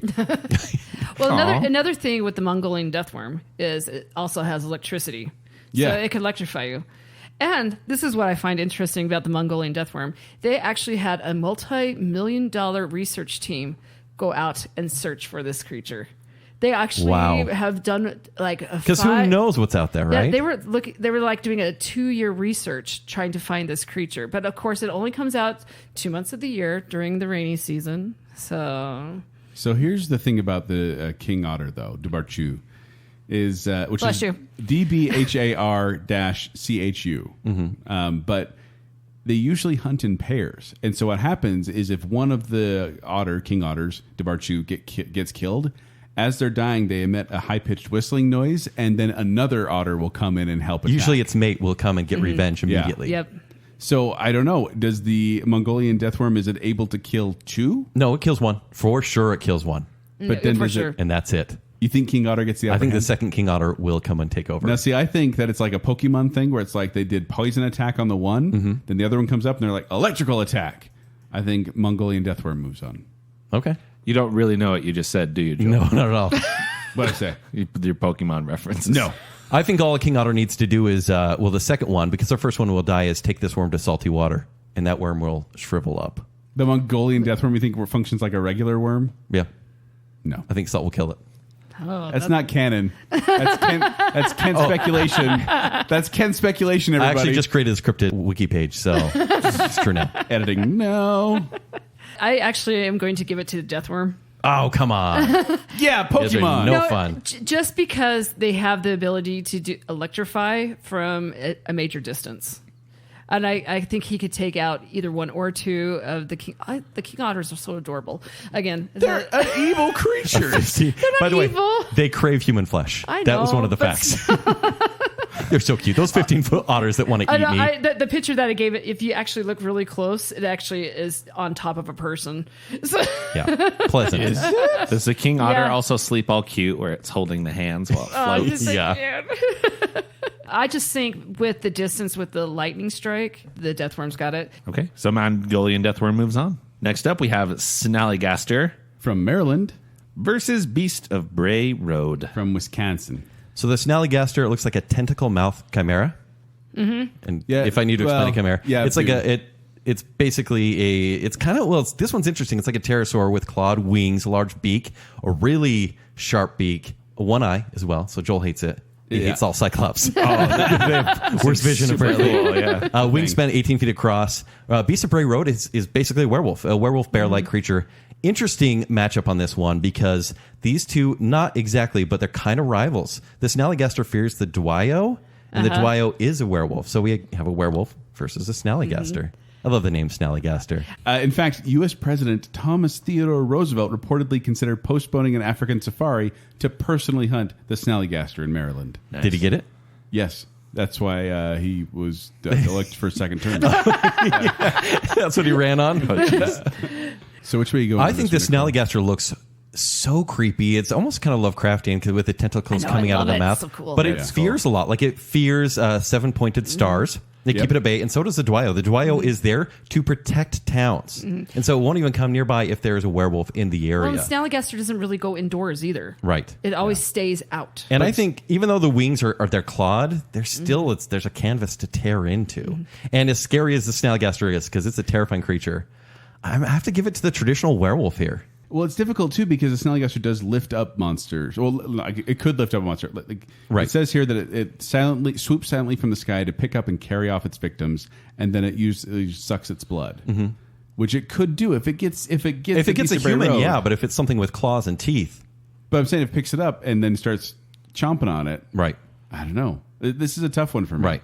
This is Especially, I don't know if it could pick it up because Flight is a big advantage here, isn't Beast it? of Bay Road is a big creature. Yeah, 7 feet tall. I got to give it to the Beast of Bray Road. Same. Sorry, Snallygaster. make that 3. Okay. And the Beast of Bray Road moves on. Good old werewolves. Good boy. That's a good boy. That's just my baby dog. And for the final matchup of this first round. First round. Gosh. I apologize. I thought it was mostly me. and you see why we break these into multiple shows. Oh, geez. Once you get the first round down, though. Yeah. Once we get the introductions down. Next up, we have the Tatzelworm From Germany/Switzerland. versus Mothman. From West Virginia. I had to include the tasselworm because, I didn't want you cat lovers to think I'm only canine. Thank you, fan. because there's lots of canines here. Yeah, so well- the Tatzelworm is a stubby lizard, 2 to 7 feet, with a cat-like face. So it's a cat snake So basically, with if you little tiny legs. if you snake. took your little pet cat, you chopped off its back hind legs and just Hello. extended its tail That's what it looks like. Except for it can move and slither on its tail, Yeah. and And it's has like a claws python. and teeth. Whereas Mothman, Joel, I know you're a big fan of Mothman prophecies. It was one of my favorite horror movies back in the day. I It still was quite creepy. enjoy The it. whole chapstick thing still creeps But me out. he's basically a winged humanoid, and some say he doesn't have a head. It's just kind of his eyes are like on It's his like chest. It's like his head is Sunken in? Yeah, sunken in. Wait, Joel, where is he from? West Virginia. Country Road. Point Pleasant. So, do we see Mothman as a fighter? Because I know he's like a herald of impending disaster, as noted by many accounts. Also, but here's the thing: if people, he can fly over 100 miles an hour, and anyone who gets a close look at him suffers from extreme fear and psychological distress. So, just seeing him puts And the you get fear in you. extremely ill. Yeah. Yeah. So this is a question of, and the problem is though, the Mothman also is kind of reckless in that he likes to fly along cars. Like when cars are driving, he likes to fly alongside them. He's and a dash around trickster. them. Yeah. He likes to make himself known. Okay, so I do think what you said, Joel, that the Mothman would look into the face of the Tatzelworm and stun it with its looks. Especially since the Tatzelworm, Kent, tends to possess a skittish, non-confrontational nature due to its smaller stature. Yeah, it's just cats are nice. I think that the Tatzelworm isn't going to last against Mothman. I think Mothman needs to move on, and not just because Richard Gere was in that movie. It needs redemption. Is that what you're saying? I need Mothman to go another round. There is one breed of Tatzelworm that is very vicious, but overall they are very skittish. So I've got to go with the one of the Mothman. big four Mothman With the sweep. Which is sad because Tatzelworm was featured in an episode of My Little Pony Friendship is Yep. Magic. Oh, I take it back. Nope, too late. Vote has been cast. All right, listener, now that we're moving into our second round, we're going to be moving through these a little bit faster. So Yes. we're going to Now that- reference now- things. Now that you've seen the pictures, Legwork is done. We're going to reference things that have already been said on the show, go back to previous arguments, but we will be moving a little bit faster here. because Zach wants to go home. Not necessarily. I love the Bacon Cave. Next up, we have, look out, Joel. We have Bigfoot versus Jabba-Fofi. The spiders. The big spiders. Big spider versus big ape-like creature Big ape that can throw rocks. that can throw rocks and squash a spider. He Yeah, has it's big got to be feet. a giant What rock, do you do though. when you see a spider? You squish it with your shoe. What does Bigfoot have? The biggest feet ever. Bigger feet than Ninja, which is 90 feet tall? Joel? Is that the argument you're going to all of a for the sudden use? win. Joel. Unbelievable. Spiders. Say his name. Jabba-Fofi. Jabba-Fofi. So Jabba-Fofi versus Bigfoot. Yeah. Yeah. I'm going with the biggest feet crushing the spider. 24 inches. That's the size of feet. Ninja is a giant. In the water. When is the spider ever going to go in the water? It can Ninja walk was on in a land, disadvantage it's- on the land. Bigfoot is not. Bigfoot knows the terrain. See, I'm not scared of spiders. By the way, if your foot was literally just 2 feet long, would you step on a 4-foot spider in any world? I would Also, I would are you catch and Bigfoot? release. A woodland creature with no fear of other All animals. right, Bigfoot for the win. Bigfoot's pretty cool. All right. and Joel, next- His name's you Daryl. killed Jabba-Fofi. I did. I just like saying his name, and I'm going to miss you, Jabba-Fofi. Next matchup, we have Hodag. Hodag. Hodag. Hodag. Which is the smiling frog lizard. versus Greys. The Greys. Little aliens, little gray aliens. Great- Mind control capabilities. and Graylians? intelligence. Yeah. A lot of people will match it up to Graylian. Greylien. I'm going to bow to this one because apparently aliens are the coolest thing ever. No, I actually don't think the Hodags are as intelligent. I think it's like a fierce beast that you could never like grab. But I think maybe strength in numbers, maybe if there's some technology, but I don't want to give them technology. I think aliens themselves are frail, but I think there is possibly strength in numbers here with.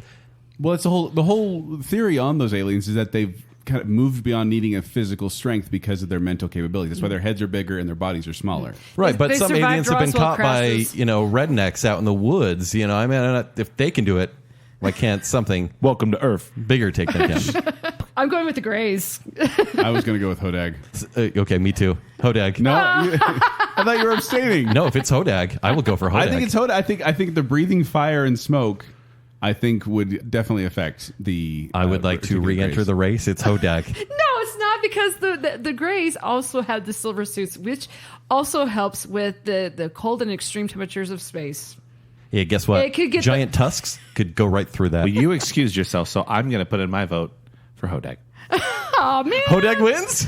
Hodag Guys, wins. It's so cool. you what? Just putting Because it you out- want to own a Hodag, is that right? Yes. Nicole, I'm sorry. I'm just putting it out there. I'm not the one to be abducted. Okay, these three went off. Are you talking to him right now? Yes. Yeah, Bring it on. We don't have our hats. It'll be a great story for a Pagan bit. Come get me. All right, next up we have Skinwalker versus Jackalope. Well, Guys, this is pretty good. This is the worst. I don't see how a jackalope can win this. Not at all. Really, the skinwalkers have adapted so well to being in nature and to taking. But they can be gored. Like if they're another animal, they can be attacked by something sharp. They can be injured, but the thing is, I just think they've wrestled with wolves, they've wrestled with eagles, they've wrestled with all these other animals, and are able to take their form. Because that's the thing is, they're able to take the form once they put the pelt or the skin of the other animal on. And I think a jackalope is going to be something they're worth getting a little bit of stab wounds for. So, Skinwalker. Yeah, Skinwalker. yeah, Skinwalker. Sorry, jackalope. Hey guys. Next up is Gef the Talking Mongoose versus El Chupacabra. Chupacabra. Oh, that's an interesting matchup. Yeah, we got to celebrate Gef. we get Gef and a canine, basically. So, Gef. I like Gef. Don't get me wrong. I really like Gef. I especially like when he says, I am not evil. I could be if I wanted. You don't know what damage or harm I could do if I were aroused. I could kill you all, but I won't. I love Gef. Oh, and this one. Oh, man. If you are kind to me, I should do like a weasel voice, but Or don't.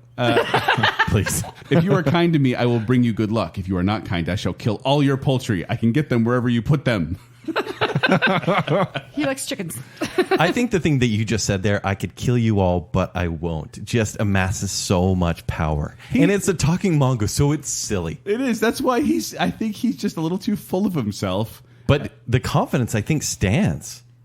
I think, and by the way, he can shapeshift into any animal as well. And he won't turn into a goat or a cow, which are apparently very dangerous, but also taken down pretty easily.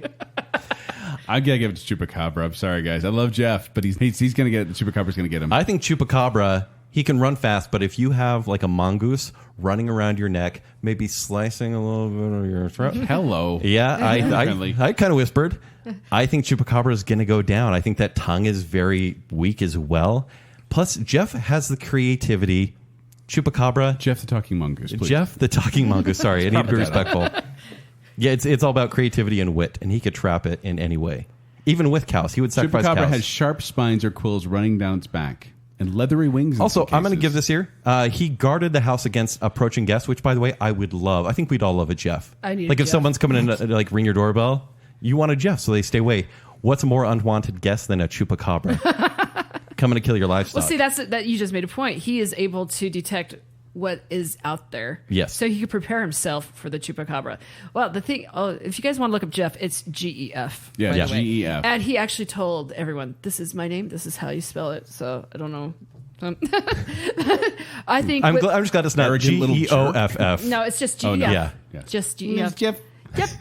And I think because of his all-knowing, and I've seen videos of mongoose take down cobras. I'm going with Gef. Not just because I personally love him. I honestly think he has the skills to do it. Gef! So with that, I wish you guys kept Kappa, because Gef versus Kappa would have been amazing. That would have been awesome. You guys just pushed ahead Gef. Oh, the Talking Mongoose. Gef the Talking Mongoose. Over El Chupacabra.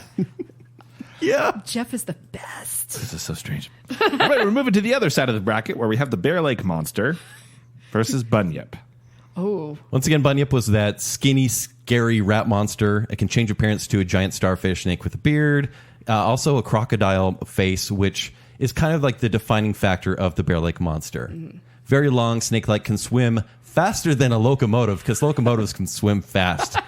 But there's a Bunyip. So it's like a shapeshifter versus like a very like an impending force. I don't know, Nicole, what do you think? Again, I'm going with the Bunyip just because what Zach said, 1,000 years of being able to survive it. But remember, so Australia is not known for its large creatures. No. In fact, they're very But they're small. also known for their salties. They have salties, and so the Bunyip has survived. There are large saltwater crocodiles down there. That's true. That's very true. I've seen some crocs down there. Yeah. When I was down in Australia, that's basically they said, watch out for the salties. Well, and the Bunyip can cripple its victims with its roar, which apparently is big, even though the size of the Bunyip is not huge. Joel, what do you think? I didn't think the Bear Lake Monster should have gone this far. It did beat Nessie. I should have been taken out by Loch Ness Monster. So it's Bunyip for the win? I think Bunyip could win this. Or he's going to win this one. Same. And Bunyip goes on. Next matchup is Groot Slang versus Wendigo. Okay, so Wendigo, kind of a cannibalistic zombie skeleton creature versus a giant elephant snake. So here we have greed versus gluttony. Oh, that's another. That's a good one. But it's also size and just sheer damage of the Groot Slang versus kind of like a slow-moving corpse that means pestilence. This is tough.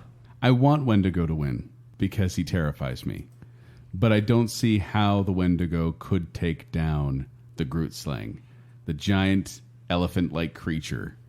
So I got to give it to Groot Slang. What if the Wendigo possessed people who are possibly collecting gems, collecting riches, and brought this elephant, the Groot Slang, many gems? I would disagree with this argument because I don't like it when you guys bring in entire armies of people who are not involved with the actual fight. It can possess people.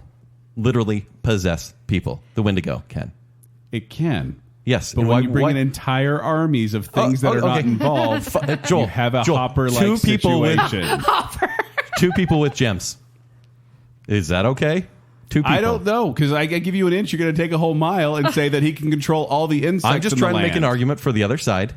What if the Wendigo This is why I brought the boards.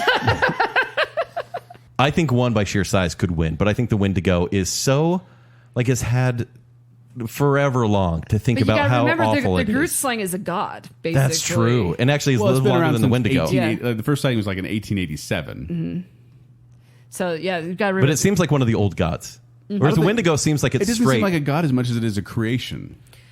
Well, the gods feared him. You got to remember. These are all creations, Joe. You got to remember, the gods actually feared the Groot Slang. So if a god fears him, I'm going with Groot Slang, I guess. That sucks because I really want Wendigo. I love Wendigo. Okay. I know, it's a bummer. Wendigo's so much fun. It's so creepy. It is the cannibalistic thing, you know. Ugh, and with that, Groot Slang moves on. Oh man! And now we have the Jersey Devil versus the Mongolian Deathworm. So acid, spit, and poison versus fire and poison. Yeah. Wow. This. Oh, that would be a good fight to see. So if one shoots poison, are they immune to poison? I see. Okay, this is how I see it playing out. Okay. I see the Jersey Devil picking up the Mongolian Deathworm in its talons and taking it up. And then the Mongolian Deathworm starts releasing its poison, the acid stuff, and starts eating away at the Jersey Devil, its talons. But the Jersey Devil, in pain, squeezes really hard because it's in pain, and Mongolian Deathworm. Do you think both may die, but the worm would die first? I think the worm would die and Jersey Devil be maimed. I can side with that. I'll throw. Yeah, Jersey Devil. That's a good one. That's good argument. Well, I've been studying Mongolian deathworms for years. Apparently, the Mongolian deathworm is attracted to the color yellow. So if you're ever in Mongolia, be careful of wearing the color yellow around. Generally careful wearing the color yellow. Yeah. All right, next up is Beast of Bray Road versus Mothman. Ooh. All right, once again, a werewolf creature about 7 feet tall, and the Mothman, a humanoid with wings 7 feet tall as well. The question is, can the Beast of Bray Road get through the crippling fear that comes from looking at the Mothman? And would the Mothman do anything? Well, it's a straight, and that's the thing. The Mothman, I don't know what he can actually do other than fly and drop people and warn of danger coming. And granted, I do think flying would be a weapon. Throwing something against like a tree, for example, or down a cliff. A lot of people picture him like as an owl. Now you got to remember the strength and the stealthiness of an owl. The only time he is actually seen is when he wants to be seen. So he does. I mean, like hitting cars and stuff. Mm-hmm. So he's pretty stealth, but he doesn't seem overly aggressive. I see the Beast of Bray Road as a vicious animal, where I see Mothman as like the creepy guy in the corner of a party. You look at him. You're like, ugh. But stay away from that guy. And it means the party's going to the party's going to die soon. But you just kind of walk away. So are you saying the werewolf? I'm saying Beast of Bray Road. wow. Okay. Against Mothman. Mothman's a classic. I know. We only have one of the classics left. After maybe. You know what? I want to take out a classic. Let's do it. Let's get wild. You're gonna take out Mothman. You're taking off Mothman. Really? Mothman. You're going to go with Beast of Bray Road. Yeah. Wow. Stunning upset for all of you at home if you're playing along. I still want to go with Mothman, but I lost because of that. Well, stick to your guns. guns. You can the pity vote. That's fine. No. We give it to jail all the time. So we're to our Elite Eight.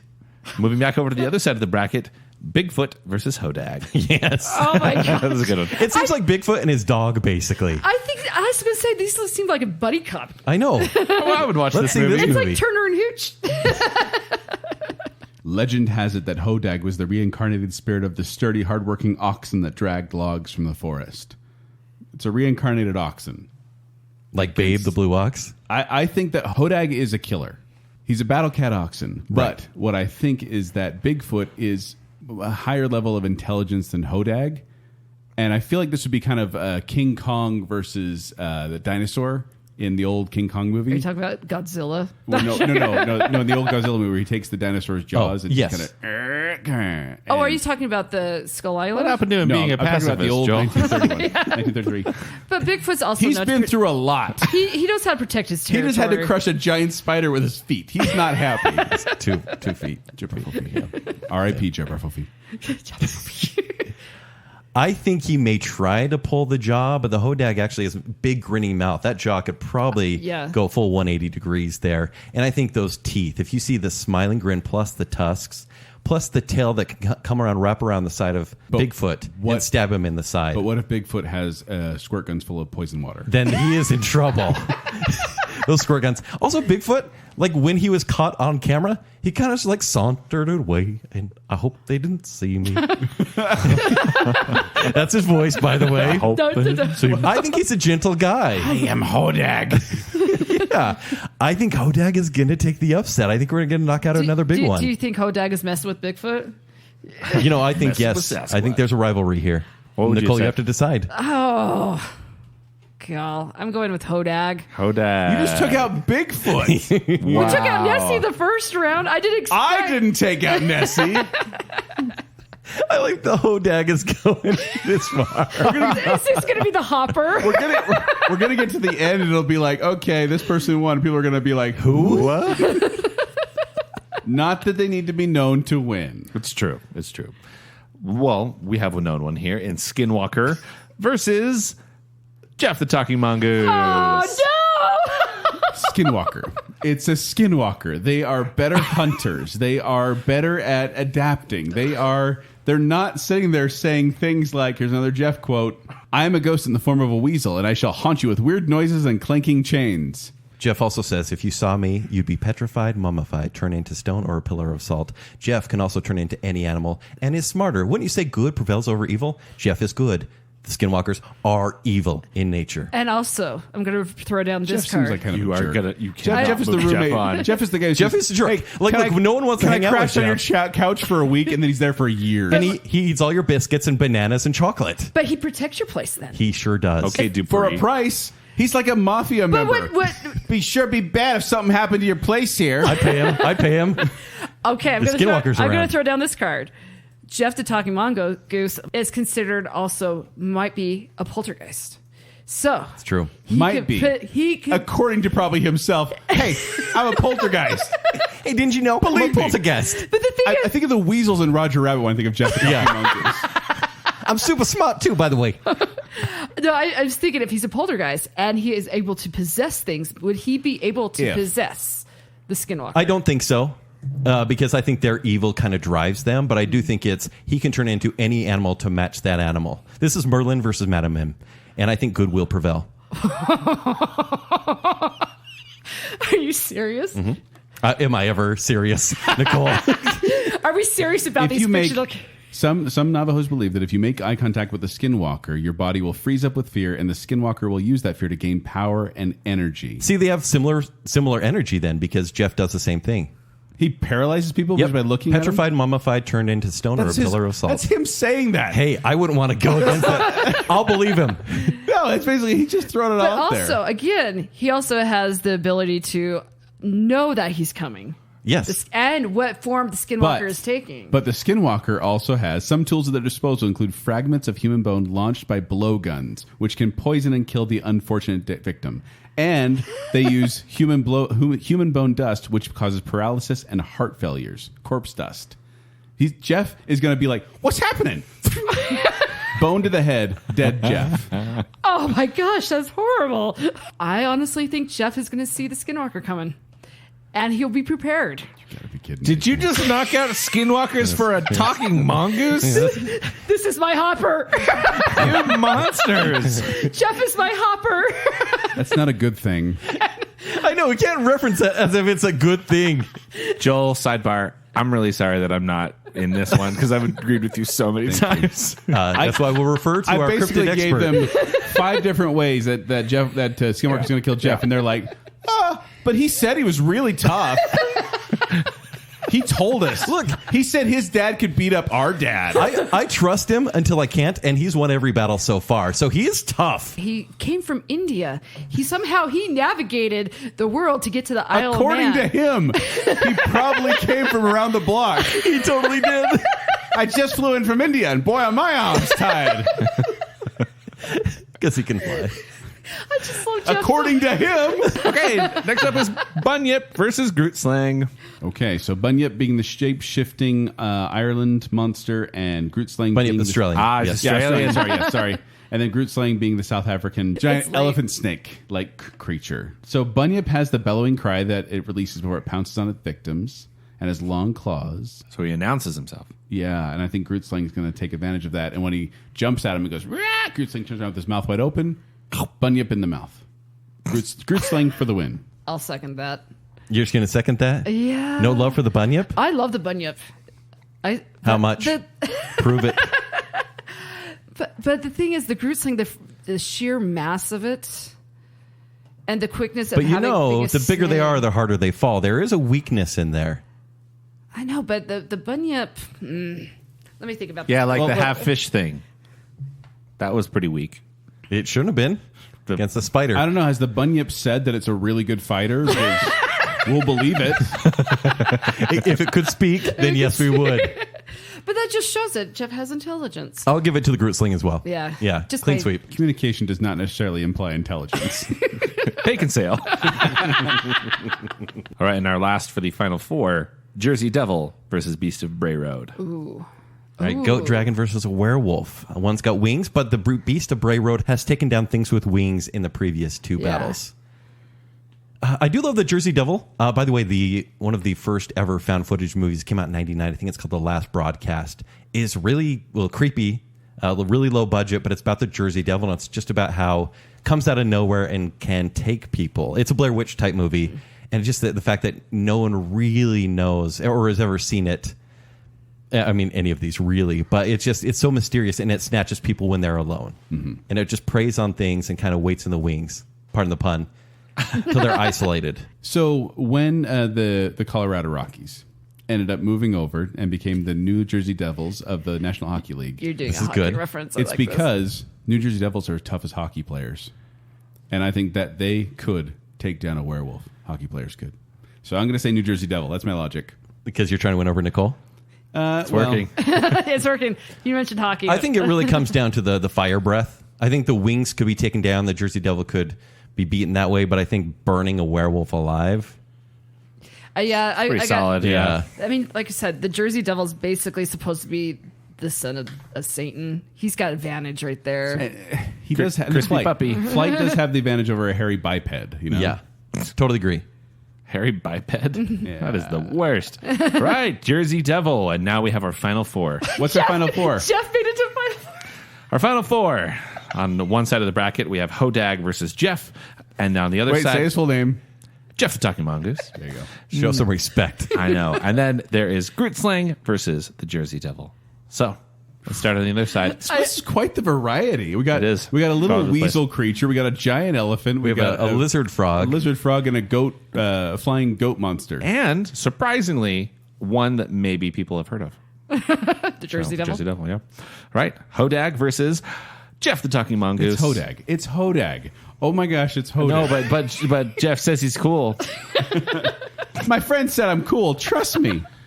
Hodag, long tail with spears at the end, huge fangs, horns spouting from his temples, 200 pounds, 7 feet long, 30 inches tall.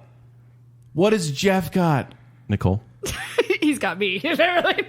She loves him. I love Gef. Jeff could see Hodag coming, Oh my but there's gosh. nothing he could do against No, him. I'm going with Hodag. It's Hodag. Joel's so surprised right now. Where was this last argument? Well, look, skinwalkers can turn into a wolf. He'll see him or coming. A bear. But, He'll see him coming. But guess what? So can Gef. I don't think Gef can turn into a hodag. That is the worst stupid argument you guys have ever made. I know, I'm regretting it. Neither. But hodag goes on. Hodag. Skinwalker should have got on, but Hodag versus Skinwalkers. Super cool. But by all means, Gef. The talking mongoose. And he falls.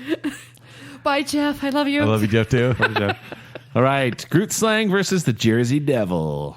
So the tusk of the Groot Slang is really cool because, once again, it's very serpentine-like, and there are these sharp teeth that are like all down the tusk, and it's creepy. But as big as it is, I think something that flies and can breathe fire and drop poison on it, I do think this may be where the Groot Slang is taken out. I think there may be a weakness, whether it's the poison in the eyes, and he can slash around, he can try to get on its hind legs and hit the Jersey Devil, but I think the flight is the one weakness of the Groot Slang. I think if you're on ground, anything's crushed to the Groot Slang, but the Jersey Devil will take this one. So the Jersey Devil has glowing eyes. Yes? Mm-hmm. The Groot Slang might think that those are gems. Possibly. And so I think that maybe he will be distracted by those and kind of like wanting the gems instead of fighting. Because he's very greedy. Yes, that's what he says. He values gems over killing. And he's going to be waiting there looking for the gems that are coming at him, and then the fire comes out and just burns him. And then he gets mad, starts swinging around because he's blinded now. Mm-hmm. But by then, Jersey Devil flying around, burn, burn, burn, burn, burn, burn, burn. Groot Slang falls to the ground. Yeah. Yep. Wow. Did we just take out a primordial god? Well, he's no Gef. Actually, Gef versus Groot Slang would have been incredible, you guys. No, I was hoping for that. You would have seen him coming, guys. Well, no, but I was hoping for the Gef Groot Slang because, well, Groot Slang is part snake. Mongooses always go after the snake, so that would have been a good combat with the mongoose and the snake. So now the finals. Who is it? And for our final round, we have Hodag versus the Jersey Devil. So, I mean, you need to look up a picture of Hodag because really to get a feel for what he looks like, it's intimidating. You look at him. So yeah, there's obviously different depictions of the Hodag. But he's very spiny with a lot of teeth. He is, but and he has scales as well. Yeah. I don't know. It seems like he still seems like an animal, whereas the Jersey Devil seems to be like sheer evil. Yeah. Devious. Yes. And so I got to give this to the Jersey Devil simply because I feel like he has the power of flight. He has more intelligence. He has speed. I don't think Hodag has those things. Hodag definitely doesn't have the speed, but he has the strength. And in the end, I'm just going to say I'm going to go with Jersey Devil. As much as I the finals, Nicole. You can make an argument. No, but no, it's just because, like you said, he has the intelligence. Hodag has the ability to toughen out the fight, but Jersey Devil has almost the immortality of evilness. He'll be able to just basically wait him out in the end, I guess. Yeah, see, okay. I mean, you could say that I would give it to Hodag mostly because I think he's adorable. I love him. And he's not adorable. He's so cute. Have you guys seen an adorable thing before? Don't say Gef. He tells me he's adorable. Hodag runs on all fours. I don't think the Jersey Devil has that kind of speed. He's not Mothman. I don't think picking up Hodag and dropping him anywhere would really do any good because Hodag could, spike him in a way. I do think the poison and the fire, maybe not the fire, but the poison would work against Hodag, but not the fire because he's very scaly. But if he uses the poison, he could get to his flesh and then set him on fire. So you're going to go Jersey Devil. Yeah. Okay. It's a good call. So what are you doing, Ken? Are you sweeping? Or you did Hodag? I mean, just for argument's sake. It's okay. You could be on the wrong side. That's fine. Because I like you to have have been fun. on most of this show. Have I? Gef the Talking Mongoose? You shouldn't have gone that far. No, he shouldn't have. So do you want to make it the official declaration, Zach? And with that, the Gef winner of the Baconsale Cryptid Bracket and one of the strangest shows I have ever heard, we have the Jersey Devil. Boom. Wow. That was something. The best thing to come out of Jersey.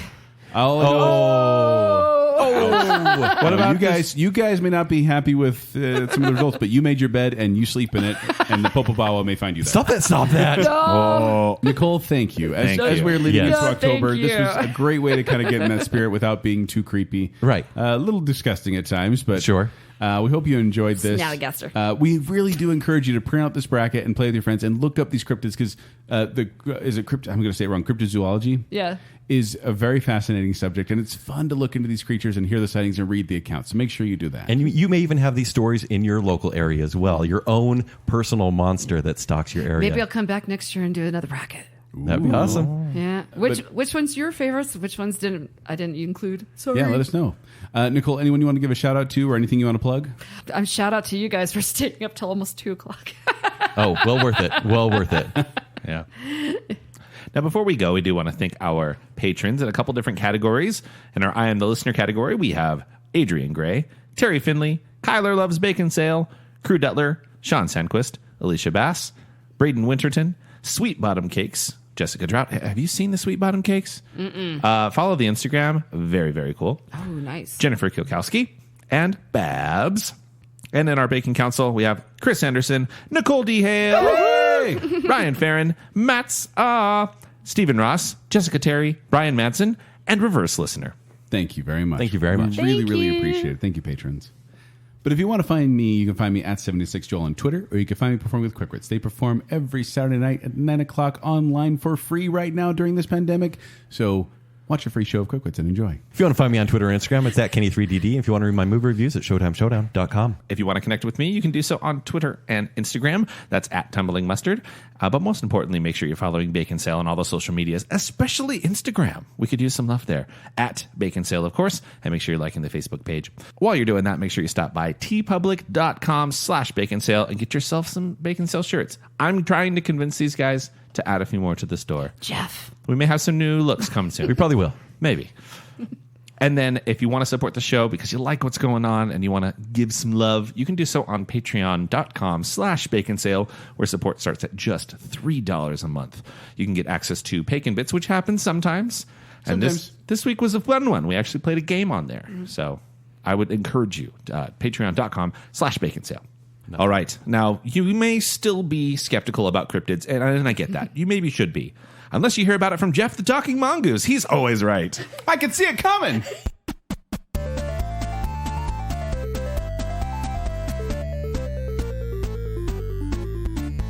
Hey, did you myth me? I was able to introduce the Baconsale world to Starfish Hitler. Essential. Carnal activities. Essential. Essential. I think Sounds like essential oils. Show. I hate being honest. See, this is why I don't camp anymore. I listen to too many podcasts. Joel, let me hear your voice for one more time. You told me to shut up earlier, no? Like half an hour ago. Everybody, let's be quiet. Joel. Everybody. Yeah. Everybody be quiet, except for Kent. Because he likes belly rubs. Is that canon? Don't we all? Jibba Foofy. Apparently Jibba Foofy is Jibba Delicious. I want one more round talking about Jibba Foofy. Luska 2020. Heck yes. Haunted pants. Are you saying pair of legs don't have any brains? Yes. Manananggal. Joel, you killed Jibba Fofi. I did. I just like saying his name, and I'm going to miss you, Jibba Fofi. History. I can see why Jacob left. Knuckle AV. From Scotland again. Yeah. She told me a story about her seeing something in the water. Yeah, she's full of I this. love Jeff. Jeff is amazing. Wow. You have a crush on him. I do. He's my favorite cryptid. I love him. When I first heard about him, I'm like, where's this guy been all my life? I think we'd all love a Jeff. Be sure be bad if something happened to your place here. Did you just knock out skinwalkers for a talking mongoose? This is my hopper. Communication does not necessarily imply intelligence. Baconsale. He said his dad could beat up our dad. It's Hodag. It's Hodag. Oh my gosh, it's Hodag. No, but Jeff says he's cool. I shall haunt you with weird noises and clanking chains. Are you serious? Mm-hmm. Am I ever serious? What's a more unwanted guest than a chupacabra? R.I.P. Jabberfoofy.